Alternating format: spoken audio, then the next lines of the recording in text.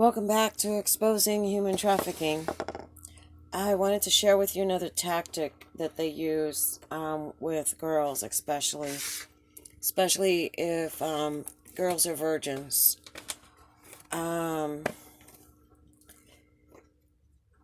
There's a lot of body shaming, and gosh, I don't know what the word is, but they try to make you feel like you're a whore, like you're a slut. And in this Satanism,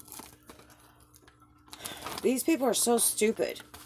They think that if you drug someone and hold a weapon on them and threaten them, and they manage to rape you, that they become a god. They think if they take someone's virginity, they're a god. No. That doesn't make you a god, because it's not taking someone's virginity. You know, Tom Hickey, this is so funny. He's so stupid. He brags that he took my virginity. No, he didn't take my virginity. What he did was, the first guy that came in was the porn guy. And once the porn guy, let me find delicate words to say this, entered my body, and he realized that there was something there that was breaking, he pulled out. And he was like really upset. He's like, you bring me in here, this girl is drugged up, because that's when he realized that I was drugged up. And he goes, and you bring me in here to make a movie about popping her a fruit afterwards. I got to be careful with my words, because I don't want to get this taken out. And then he got mad. He started screaming and he left. So the person that actually ruptured my hymen was the porn guy, not Tom Hickey. All Tom Hickey did was, when he came in and I started bleeding a lot, there was damage to the insides of me. And as a result of that, later that night, my uterus prolapsed. So all Tom Hickey did was damage my cervix. He thinks he's Captain Kirk. He thinks he boldly went where no man had gone before. And these idiots have let him believe that for all this time, since July 20th of 1989. And it goes to show that no, he's not a god, because he ended up coming down with HIV, and then they said he had AIDS. You know, I've never seen a god get sick. If anything, I'm a goddess, because I didn't get it from them.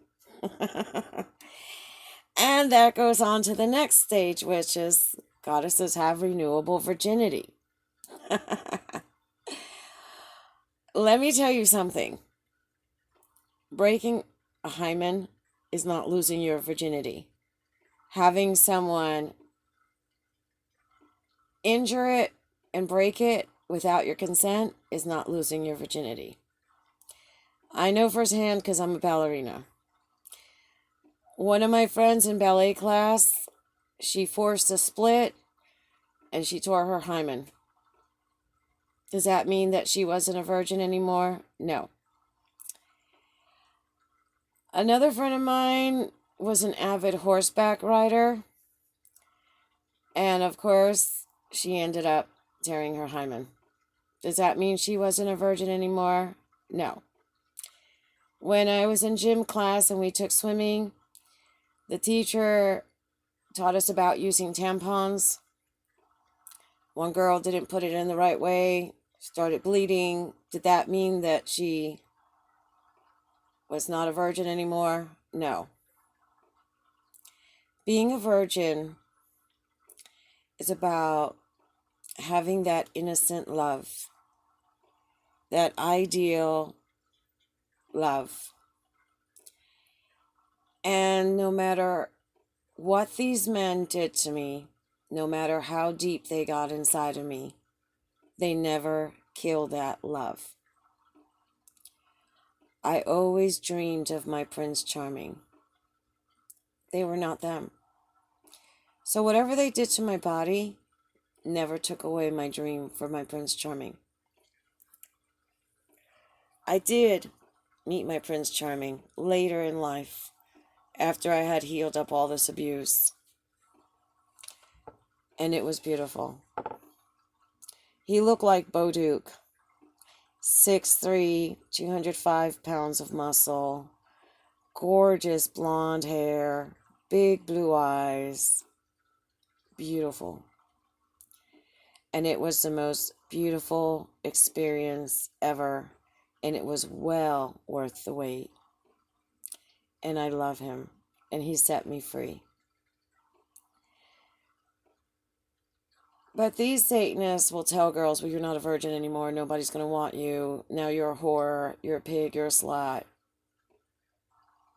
But it's not true.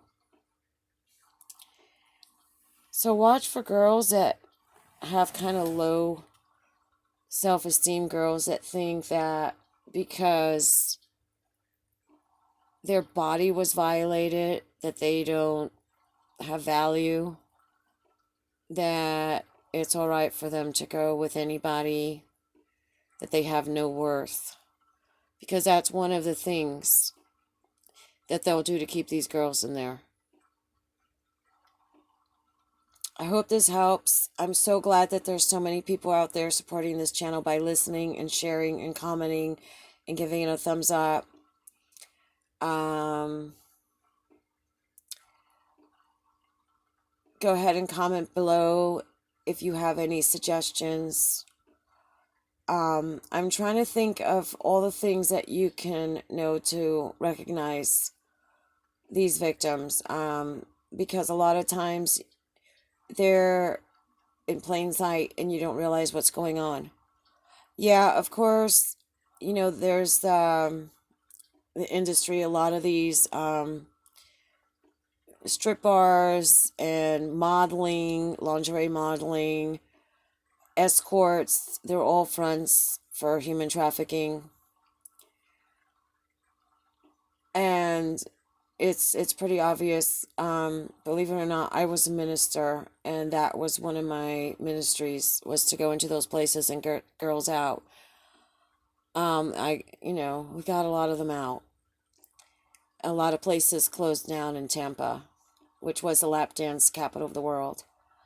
And we got them into churches and stuff. But the ones like me, okay, I didn't start out like this. It started out with being molested and groomed from the age of 3. I went to school. I went to Catholic school. I went to university. And nobody knew what was happening in my house. And when the trafficking got really bad in my 20s, I had a job. People knew what was going on because I was complaining about it and trying to get out. I was kind of trapped, though, because the economy was bad in the early 90s. It was hard to get a job. I didn't want to leave my younger half-brother and half-sister alone because my stepfather had already threatened to do it to them. Of course, my mom didn't care. When I told her what was going on, she said she didn't want to know about it. And so I was stuck between a rock and a hard place. But if you saw me out and about, walking at the mall or out dancing with my friends or at the beach, you would never know what was going on. But if you sat down and talked to me, you'd know that my self-esteem was down the toilet because of the things that they said to me. And the way that I felt about myself and looked about myself, because I was not getting positive messages from them. I was getting lies from them. Of course, there's body shaming. They said I was fat. I weighed 112 pounds. They said that I needed to get plastic surgery and get implants. I almost did, but thankfully somebody talked me out of it. But they make you feel so small and so horrible. I couldn't have been so ugly. I had a boyfriend that was a Chippendale, and he loved me. It didn't work because I was having a lot of problems, and it was hard for me to really bond with someone emotionally. But I had guys chasing me because they liked me. However, my stepfather and my stepbrother ate at my self-esteem in such a way that I thought nobody could love me. And it's all lies, because I found a lot of guys that have loved me. Unfortunately, I wasn't able to return that love at the time, but I have been able to after lots and lots of therapy. And it's great to find someone that you love and have a relationship. It's the most beautiful thing. And that first time when you actually give yourself to someone, that's losing your virginity. So having someone come and take your body and abuse it, that's not losing your virginity. All right, folks. I hope this helps. Ask any question that you want below. I'll make more videos on it. I really think that the way to get through this is through the grassroots, because we already know the politicians are pretty much corrupted in law enforcement. It's going to come down to like when I used to go into those places in Tampa and get girls out. And we can do it. I mean, it's not that hard. Just show some kindness and compassion and give somebody some self-worth, and they'll start seeing things in a different way. All right, thank you very much. Be safe.